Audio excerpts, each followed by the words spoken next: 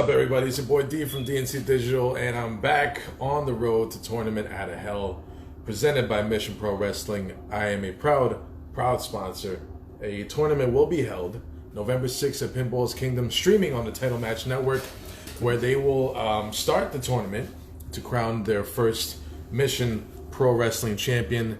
And besides that, there's going to be a match. Championship. Thunder Rosa will be defending against Ray Lyn, and here she comes. She is coming into the live. We're going to talk about a lot of stuff, including the match. How you doing, Ray? Hey, how are you? Good. How are you? Good. Sorry, it took me a second to get on.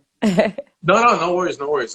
Thank you for giving us your time to talk about some stuff in the upcoming match. How are you as far as in terms of professional wrestling? How has it been for you during the pandemic?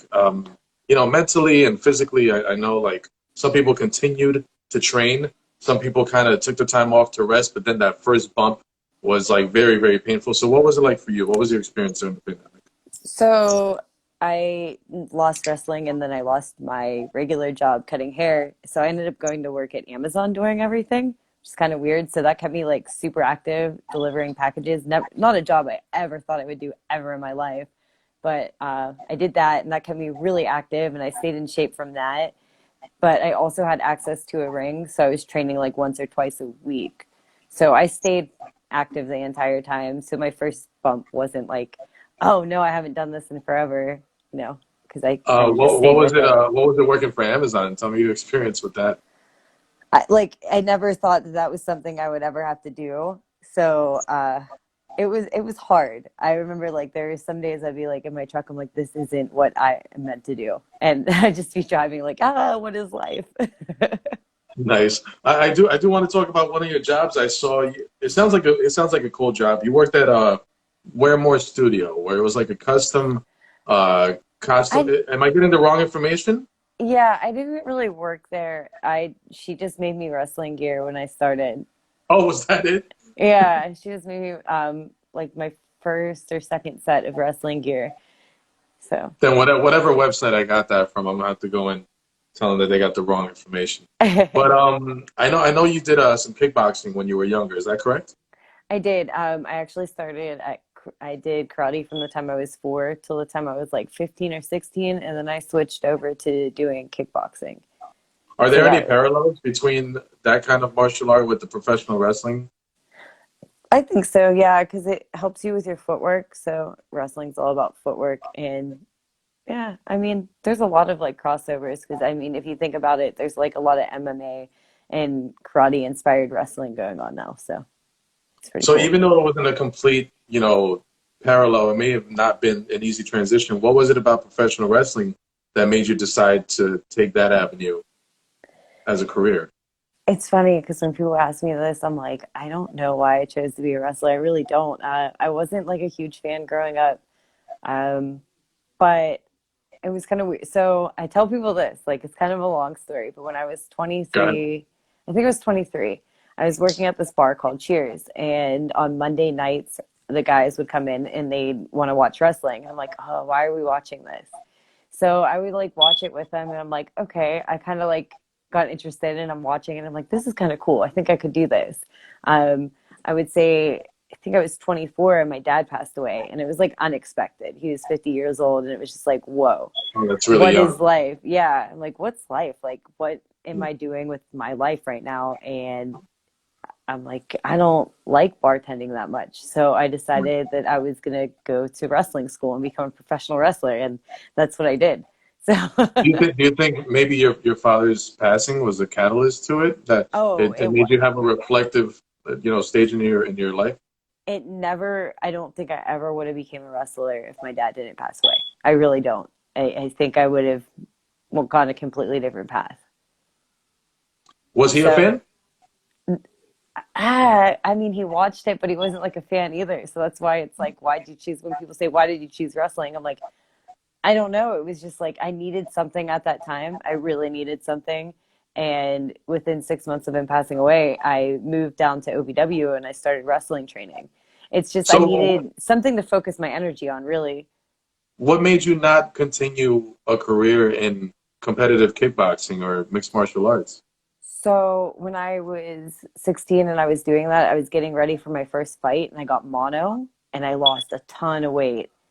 Oh, wow. So I was supposed to fight, I can't even remember what weight I was supposed to fight at, but I weighed like 98 pounds and I had a really hard time gaining weight back. So I wasn't able to fight. What kind of challenges did you face with that? Having to come back and and trying to gain weight and trying to. Did your diet change at all? Did Well, your yeah, I appetite mean, go away? whenever you have it, you can't eat because your throat's so swollen. So I like just didn't eat and I ate like Frosties and I just gained so much weight or lost so much weight. And it was just like, it was a lot at once. I think it was like 20 pounds. And like I'd put on muscle because I had been kickboxing. Okay. But just, I wasn't able to put it back on. And then I just kind of like lost interest because I was a teenager. I was like, I'm just going to go hang out with You're my like, friends no, instead. whatever. Yeah, I'm just going to go hang out with my friends. So, No. You mentioned that you went down to OVW. OVW is owned and ran by Al Snow, who is your trainer. I've met him, and I remember going to a convention where he was at, and he was doing an appearance and signing and everything. And I asked him for an interview, and he was gracious enough to give me the interview.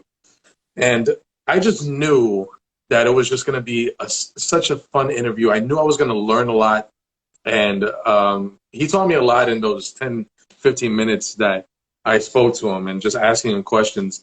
Um, is there any story that sticks out for you about Al Snow when you were training with him that you realized how much of a wrestling genius he actually is? I wouldn't say like anything really stuck out per se. Because I didn't know much about wrestling going into it. But later on in my career, I'd be like, oh, Full circle, full circle. okay. Yeah, like it just some things, especially like with character work, like that was what he was always really big on was being character, being big, being this, being that. Like I was really bad at wrestling when I started. So he just always told me just use your personality. I've always had a good personality because bartending and cutting hair, like I've Yeah, always of had to course. be like Yeah. talking to people. So he's just like, use that. And I always have. And it was really helpful. And he's like, wrestling will come. Just use that for now.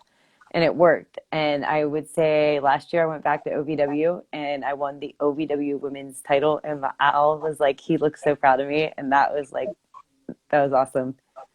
How instrumental has he been in your career?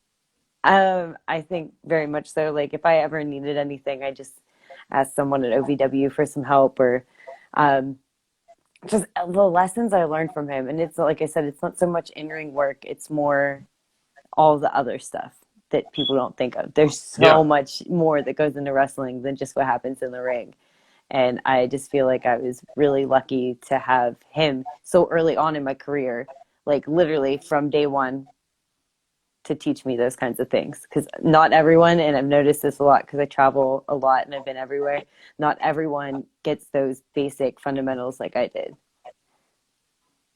Um, I remember talking to him about heel work, and he was telling me that they need to know why you did that. If you're a bad guy just to be a bad guy, whatever. It doesn't really get anything out of the audience. He goes, once they see why I did this, we were talking about his heel turn on Mick Foley with the whole Rock Mm. thing and the jealousy storyline. And I mentioned that Jake the Snake Roberts had said in past interviews that, a heel needs to feel justified in everything that he does. And he's like, you don't know it, but you're a heel in one of your friend's stories. And that changed my life. That changed, like, I sat there and I'm like, holy crap. Whoa. That, But that really, that go was ahead. one of the main things. Like he'd be like, okay, so whenever you're having your match, what's the story? What story are you trying to tell me? What do you want them to feel? Like it's not about moves. It's what do you want the crowd to feel? Do you want them to be behind you? Do you want them to be against you? Why are you angry?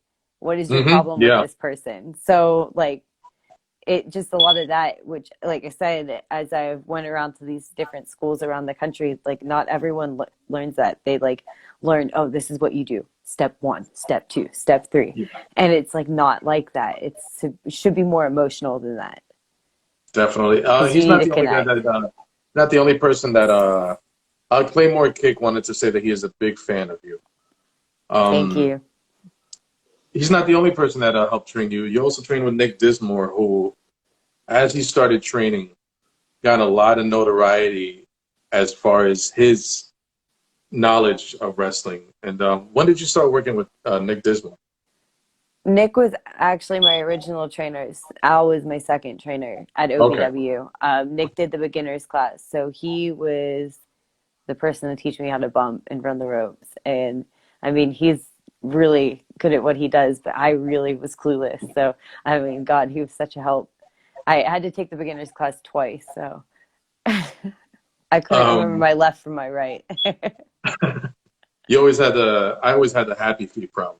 My feet just kept moving way too much. I couldn't. I didn't know my left from my right, and it was a big issue. It turns out we're both Northeastern people. I originally grew up in New Jersey, and you're from Okay. Pittsburgh. Is that correct? Yeah, absolutely. I wrestle in So Jersey all the time. I'm from Elizabeth. That's where I grew up. It's near Newark and Linden and Rahway. Okay. Rahway is where they have a lot of shows. Okay. So we used to go to Philly, which is like half an hour drive, just to get the cheesesteaks and go back home. I never made the trip out to Pittsburgh. So if I were to go to Pittsburgh, where would you tell me to go eat to get a good Pittsburgh experience? So everyone is going to tell you it's Permanis, right? It's the Okay. sandwich with the like. It's like a thick, thick white bread. It has fries, provolone cheese, whatever meat you want. So you can do like Oh my pastrami, God. cornbread, and it has vinegar-based coleslaw and 2 tomatoes on it. I worked there for a little bit, so I know like the whole gist. That's like I had to spiel that I gave. So, but that was Nice. definitely like that is the Pittsburgh restaurant. Like that's where people go whenever they come here. They see this all over like Food Network, and it's been like a staple of Pittsburgh forever. Wow. But So I okay, would one tell more you to time. What go to kind of bread is it? pierogies. It's like not Mancini's. It's the other one, Salone's. It's like a just a bakery in Pittsburgh that makes the bread. Okay. It's just like thick, cut like fresh cut every time. So good.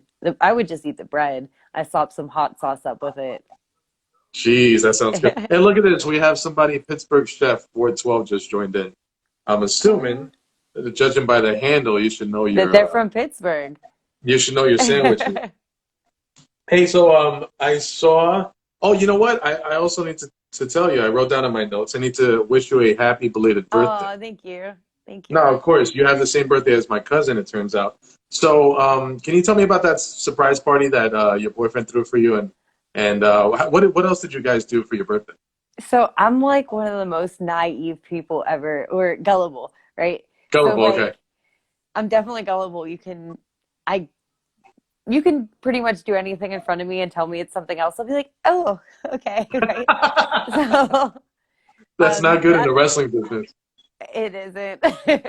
So that whole day, my friends kept texting me like, "Hey, happy birthday! Sorry, this is going on. I can't see you." And I'm like, "Okay, it's 2020. I don't expect anyone to be able to do anything." But like all day, my different friends are like, "Hey, I can't hang out with you. Sorry. Hey, sorry." I'm like, "All right, So endless cool." texts, and you were trusting them on their word. You didn't think anything was up. Nothing. I mean, after like the sixth one, I probably should have. And then I had friends just straight up ignoring me, and I'm like, "Okay, it's okay." Like I said, it's 2020. It doesn't matter. Nothing Right. matters, Yeah. right? So That's I fair. just, That's a fair point. Okay. yeah, I'm texting my best friend before I leave. I'm like, hey, I'm gonna go up to the Big M and get some wings. Do you want me to get some takeout? And she's like, no, come home. We'll get takeout once you get home. I'm like, dude, I'm really hungry. She's like, go home and shower. She's like, I don't want you to pay for them. I'm like, well, you can just Venmo me. She's like, go home and shower and eat. I'm like, okay, I'll go do that. I'm like, I'm gonna go get beer. So I go home and I'm like getting ready and I'm like, it's just a couple of us. It's just supposed to be me, my best friend, and Sam. We're just getting wings. So like I put on sweatpants. I almost took my makeup off. I'm really glad I didn't. So I get on sweatpants and I start walking across the street with my dog and like a six pack. And I like walk in the door and I'm like talking shit. I'm like, man, what a horrible day it was. And then all of a sudden, all my friends just jump out from behind everything. I'm like, what are you guys doing here? Like I had no clue. But also it was kind of funny because Sam had accidentally sent the picture of 2 cakes we have a group chat for our neighborhood. He sent the picture of the Oh, cakes to the wrong group chat. And I was like, why did you buy 2 cakes? I was stupid. There's only 2 of us. But I don't put you things didn't. It together. didn't. It didn't even It did stay in there or register that no, possibly your no, loving boyfriend would like do a surprise party for you. no, because he told me he was sick. And I was like, oh, you got the Rona. We can't go anywhere. Like, Oh, wow. So you're walking into your apartment and you're like talking shit about all your friends that are hiding, ready to surprise you for your well, it birthday. wasn't like talking shit. Well, it was like a really weird day at work. It was just a weird day. Like the whole day had like weird vibes on it. And I was just like, man, work today. And I'm just like, there's just this today. And then everyone jumps out. I'm like, oh, hey guys, what are you Sounds doing here?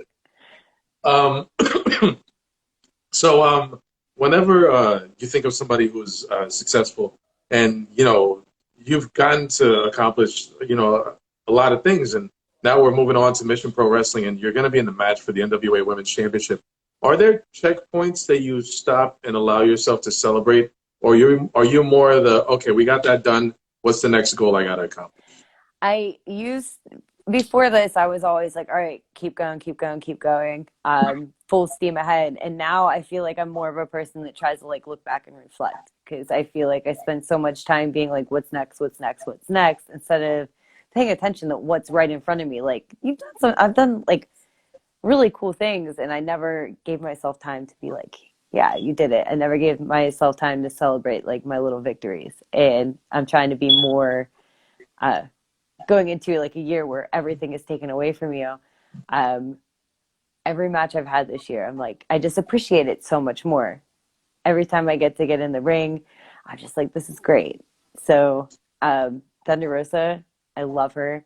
I think her work ethic is impeccable. Like no one else has a work ethic No, like her. there's nobody. I've Um, never met anybody like that. And I'm not even just talking about in the ring. I'm talking about like the stuff her and her husband do outside of the ring for charity, and just they're great people. And she is such a talented competitor. Like we started around the same time, so I saw where she started and I see where she is, and I'm really excited to share the ring with her again. Like, Now that we're on that subject and we're talking about her, I feel like I feel like it's a ship, and she's on the front, and she is just yelling at the rest of the world to tell them that, like, I'm coming, we're coming, women are coming, we are gonna take over. She has such tenacity and like a stubbornness for success, and she oh wants. yeah, I've experienced it firsthand after getting to know her the past couple months.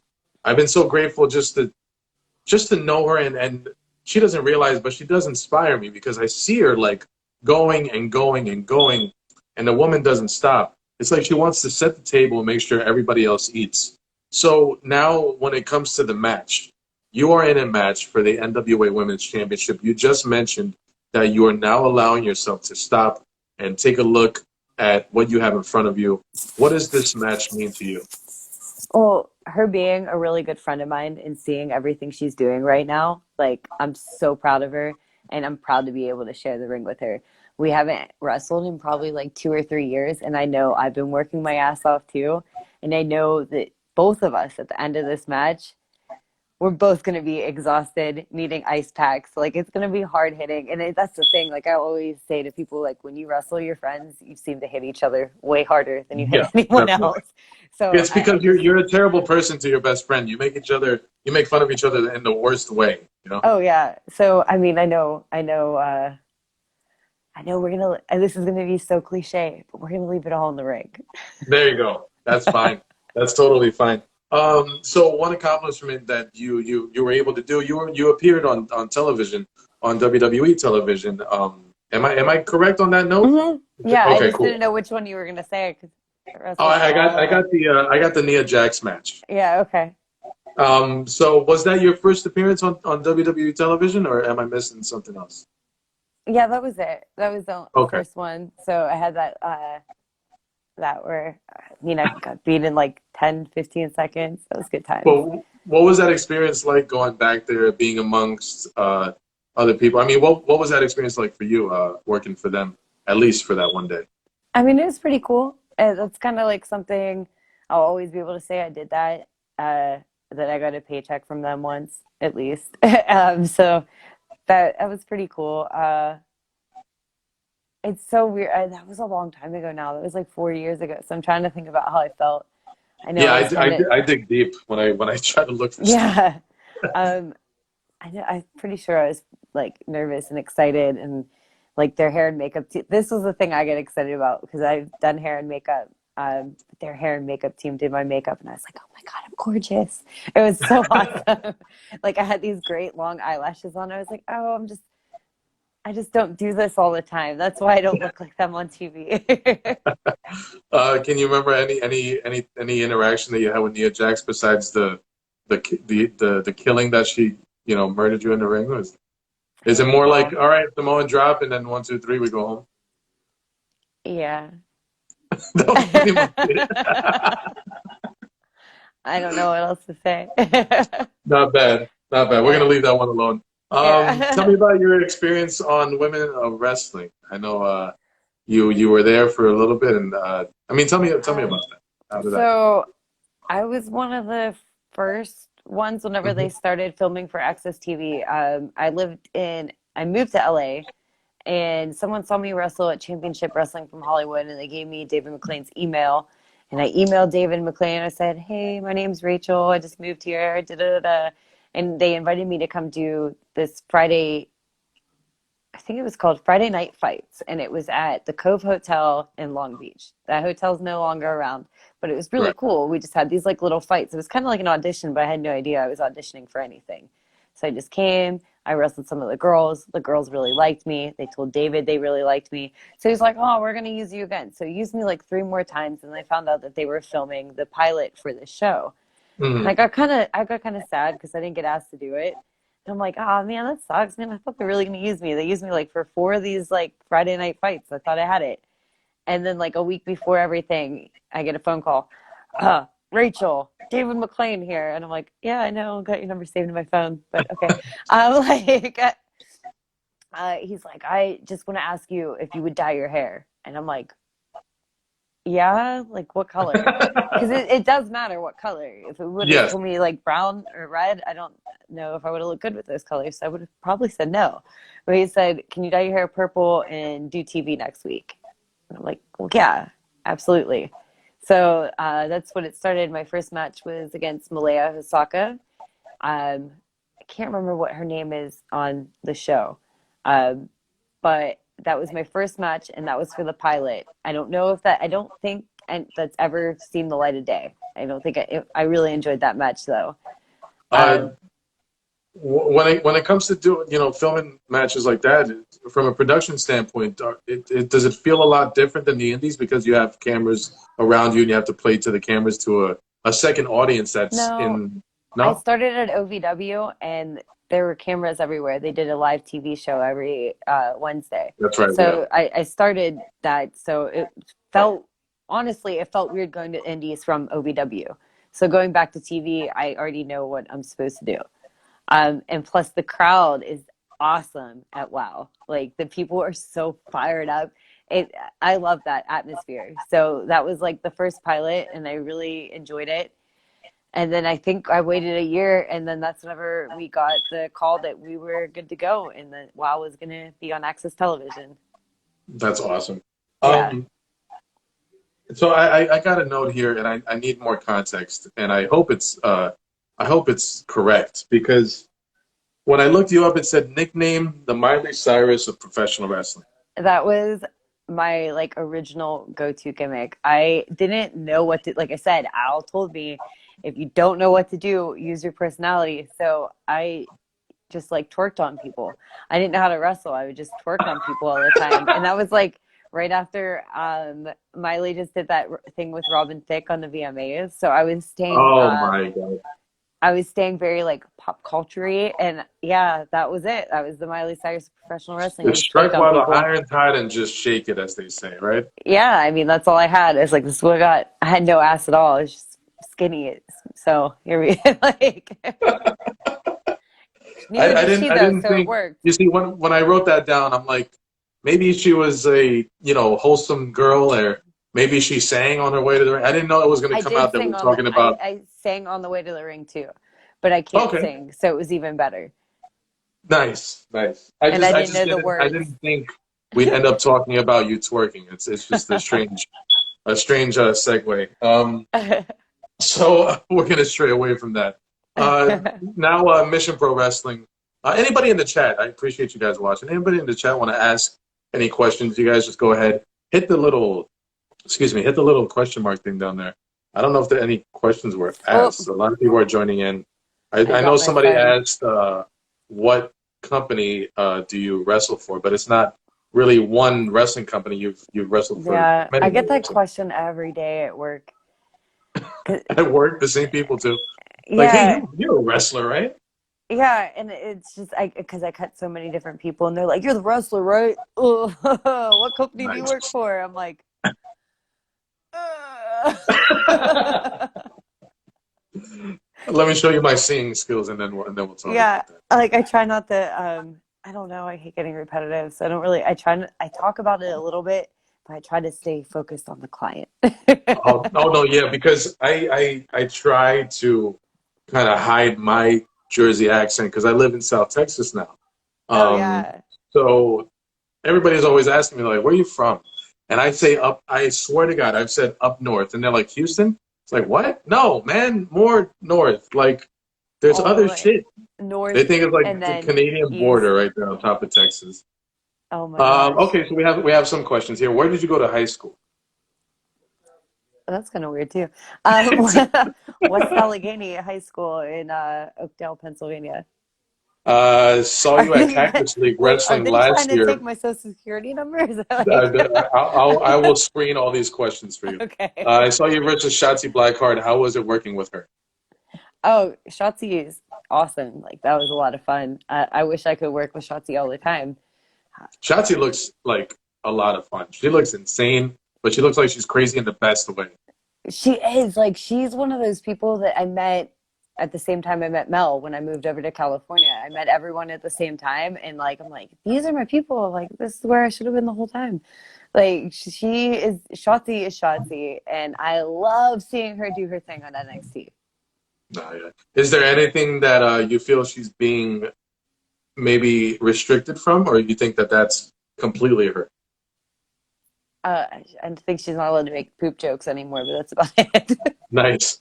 What's it like to work with Anna? Excuse me, Aminata. Aminata. There you go. Aminata is my sister. I love that girl. We She means so much to me. She's another one that we beat the shit out of each other when we wrestle each other. I love her, and she's gonna be everything. She really is. Got a Q&A question here. Uh, okay. Claymore kick.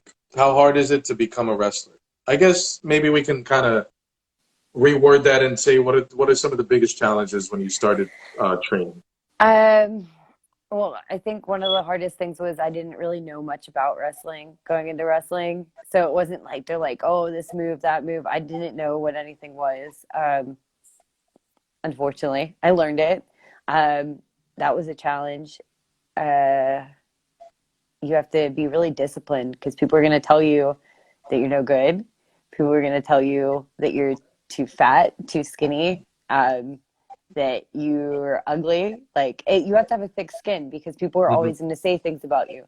And then after I had my first matches, I made the mistakes of reading the things on YouTube of people saying how horrible I am and how I should not do this. And it's like, it's trolls and stuff like that. So I think those are probably the most difficult things for me, at least, was not only not knowing anything about it, but then like it's showing that I didn't know what I was doing.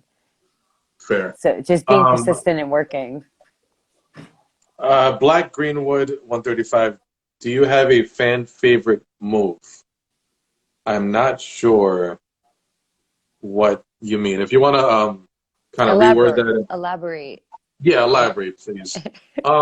So one thing I did want to ask you, with all due respect, as an attractive woman in professional wrestling, how difficult is it to deal with negative people online? Because now with social media, people are so much more Mhm. accessible, so much more easy to reach. If I didn't know you and I saw you wrestling, I can look you up and just send you a DM Mhm. and say some stupid shit. How is it dealing with that? Because I want to say, and it may be true, that I feel like women probably deal with that more than men do in the professional wrestling industry. So I don't typically read my request unless it looks like it's something professional, and I might read you have a sentence to get me, and if you don't have it, I'm not reading it. Anyone that's super negative, I just block. Okay. I think I deal with it the right way. I don't want that negativity in my life. I'm very much like an energy driven person. Like if I like someone's energy, I'm drawn to that person. If I don't like their energy, I kind of like stray away. So if things like, especially like during COVID and stuff, whenever things were getting really ugly, I just deleted my Twitter app. Like I didn't delete my Twitter, I just deleted the app so I couldn't Just access deleted the it. app, so it's not there Yeah, to. so I mean, I do that whenever I start feeling like people are being too ugly online. I just delete the apps and I don't go on for a couple days, and it's a good energy cleanse. Okay, so Black Greenwood now elaborated. A move you perform in all your matches. What's your go-to move? I guess The Ray your. Creo, I'm sorry. the Ray Creo, it's a cutter. It's a cutter. Oh, there was Yeah. another. Damn, I wish I wrote it down. There was another move. Is there another move that you do that's a play on words of the real name of the move? Oh man, I wish I Okay, wrote it. the Ray There's Creo. damn it. All right, never mind. I'll have to get back to you on that. I'm gonna ask you on at the show when I interview Okay. there. Yeah. So now Mission Pro Wrestling. For those that don't know, a woman holds every position in that, or I should say, every position is held by a woman in that company.